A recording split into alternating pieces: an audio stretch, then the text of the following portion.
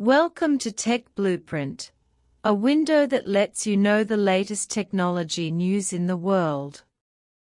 Qualcomm recently said that it supports global division of labor, and Huawei can continue to use Snapdragon chips. As soon as this news came out, the internet exploded. Some people said that Qualcomm's attitude was softened, and some people felt that Huawei was not interested at all. After all, Huawei is no longer the Huawei that was short of chips and power before.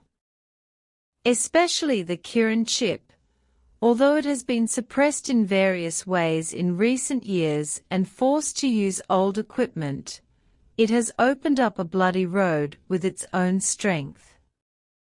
The story starts with Huawei's chip being stuck in the neck. In the early years, Huawei used its own Kirin chip.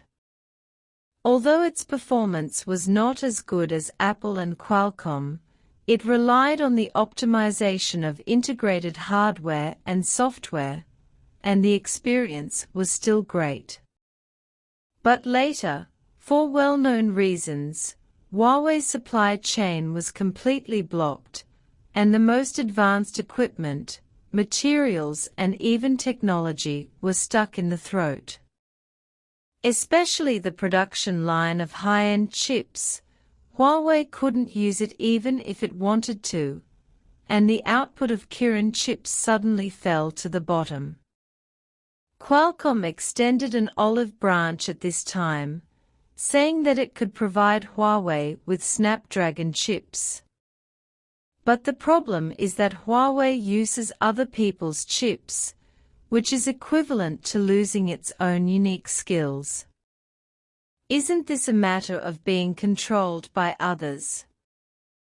Huawei used Snapdragon chips to support the scene while trying to save itself. To be honest, Huawei was really in trouble at that time.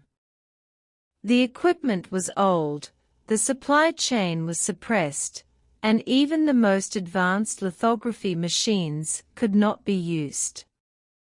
But even so, they did not lie down. They relied on a bunch of outdated equipment and processes to produce several generations of Kirin chips. Recently, Kirin chips have made new progress. Not long ago, Kirin 9010 was just released, and Kirin 9020 also came. Although these two generations of chips cannot catch up with Qualcomm's new Snapdragon 8 Extreme Edition in terms of process and technology, not to mention Apple's A18 Pro, Kirin's multi-core coordination and stability are its strengths.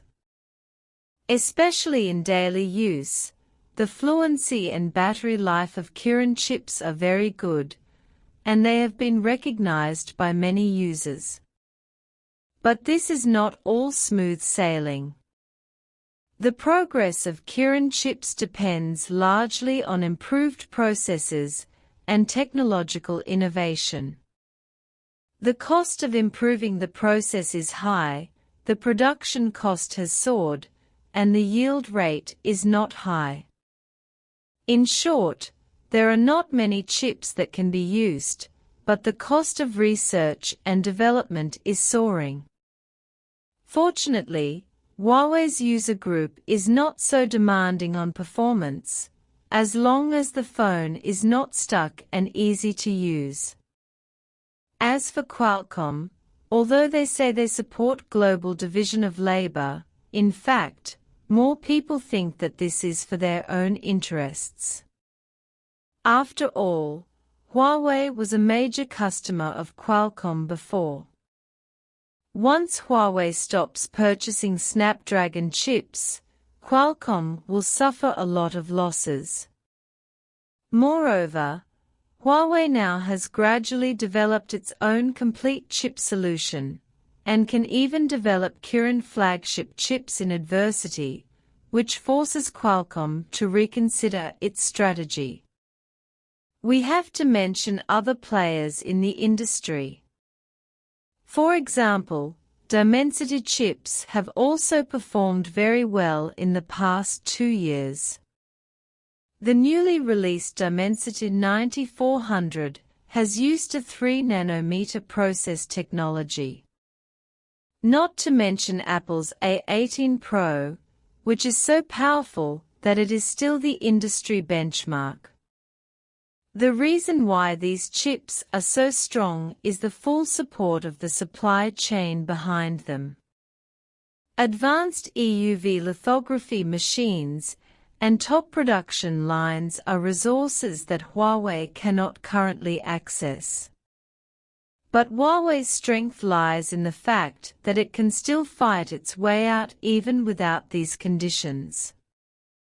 They rely on backward equipment and outdated processes to make chips that are impressive.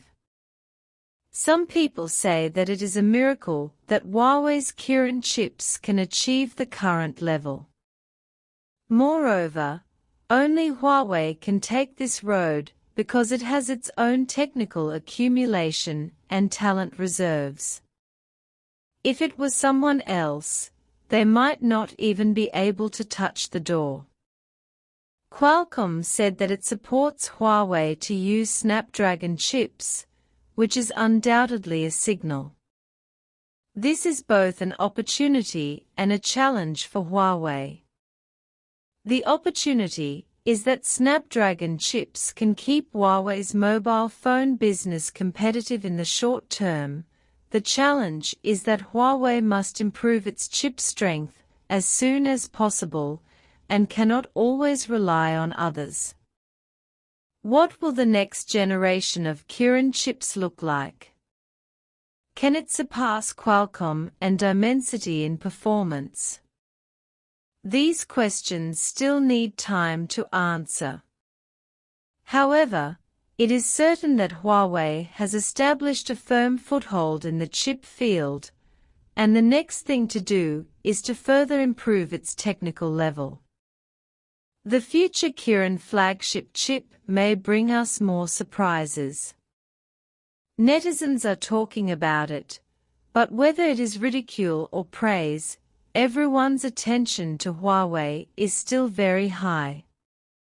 After all, in today's world where the global division of labor is broken and technological competition is fierce, companies like Huawei that can stand up in adversity are really admirable. It is hard to say whether Qualcomm's statement this time is true feelings, but what is certain is that Huawei still has a long way to go, and there will be more good shows in the future.